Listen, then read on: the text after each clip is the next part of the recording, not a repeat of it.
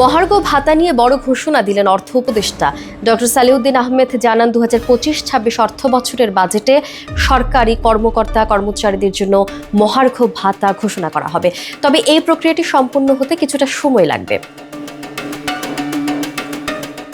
সচিবালয় সরকারি ক্রয় সংক্রান্ত উপদেষ্টা পরিষদ কমিটির বৈঠক শেষে সাংবাদিকদের সঙ্গে আলাপকালে তিনি কথা জানান। তিনি বলেন, মহার্ঘ ভাতা দেওয়ার জন্য বাজেটে বরাদ্দ রাখা হবে, তবে কত শতাংশ হারে এই ভাতা দেওয়া হবে তা পরবর্তীতে জানানো হবে।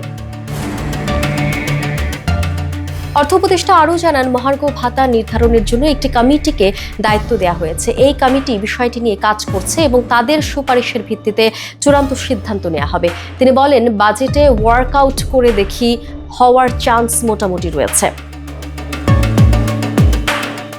এছাড়া তিনি উল্লেখ করেন যে সরকারি কর্মচারীদের জীবনযাত্রার ব্যয় বিবেচনায় নিয়েই এই ভাতা নির্ধারণ করা হবে, তবে প্রক্রিয়াগত কারণে কিছু সময় লাগতে পারে।